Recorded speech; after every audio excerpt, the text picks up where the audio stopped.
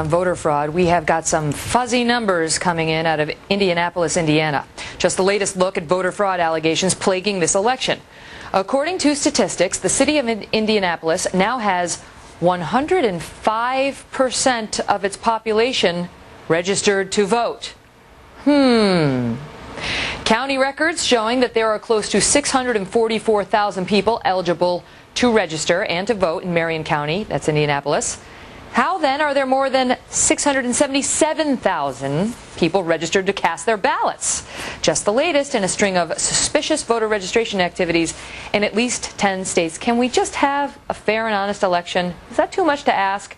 And we'd like to know if you're seeing any evidence of voter fraud in your county. Some folks have emailed us about signs. They have McCain signs or Obama signs in their front lawns, and people are stealing them. That's not quite voter fraud. But if you have a voter fraud experience, send us an email. We've got our very own fancy new email on that, and it's voterfraud@foxnews.com. Voter fraud investigations taking place in a dozen states. We talked about that, talked about Acorn, a group central to those investigations. Only yesterday, Nevada state investigators raided the left-wing organization's headquarters in Vegas. Now, several senators are calling for an end of funding for groups like Acorn, which receive millions of dollars of taxpayer money every year.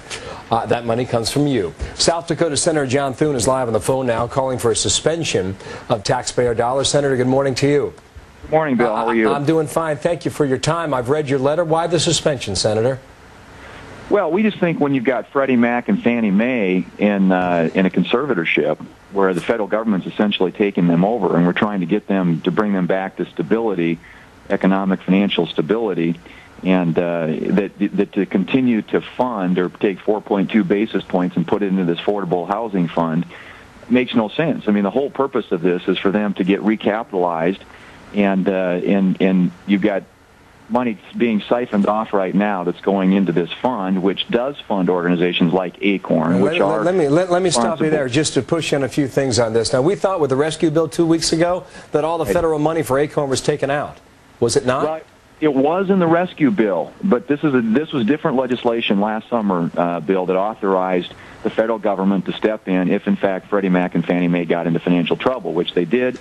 The federal government did in September, and as part of that, they are directed in that legislation that was passed last summer. You're correct in that in the financial rescue bill, we were able to get that provision yanked out so that those funds aren't going to Acorn. All right, let me stop you there then, because we get emails every day saying whose idea was this in the first place?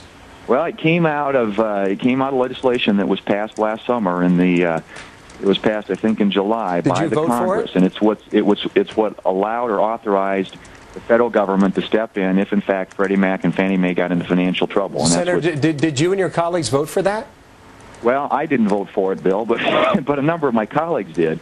And I think what's happened is this 4.2 basis points that's now goes into this affordable housing fund. What we're simply saying is that the director has statutory authority not to put the money into that fund. And when Freddie Mac and Fannie Mae went into the conservatorship in September and got into deep financial trouble, all we're simply saying is they ought to be focusing on recapitalizing, getting their balance sheet in order, and not siphoning off funds going into this other sort of trust fund that can be used to fund organizations like Acorn. And when you say 4.5 basis points, you're talking about a percentage on the dollar that goes to this organization.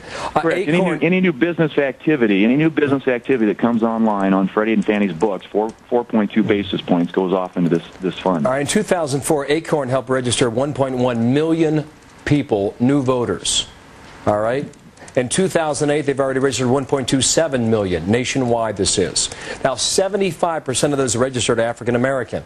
And what Acorners say is that folks like you are taking political potshots at them, and this is based on minority and nothing else. Charges of racism in there. Your response? That's not true. I mean, we want to see everybody vote, but we want it to be a fair vote. And you've got an organization that's already been busted and has law enforcement officials raiding their offices right now and investigations of voter fraud, signing up the Dallas Cowboys. This is an organization that has a history of doing this sort of thing and being involved in fraudulent behavior. And here we are talking about putting more taxpayer dollars into a fund that could end up in those hands. And we just think that's a huge mistake, and it ought to be rectified. Senator, and so the letter simply asked them to quit putting money into that fund until... I apologize for the interruption. I'm a little tight on time here. All right, sounds good. No, Senator, don't go yet. What's the possibility of getting this done? Well, I would hope that the director will heed what a number of members of Congress are saying, and it seems to me at least that it's the smart, commonsensical thing to do under any circumstance. He has a statutory authority to do that, to suspend putting funds into this account, and so it's whether or not he responds to our letter in an affirmative way, and we hope that he will. Okay, we'll watch that and let us know, okay? John Thune, Senator from South Dakota, thank you for your time.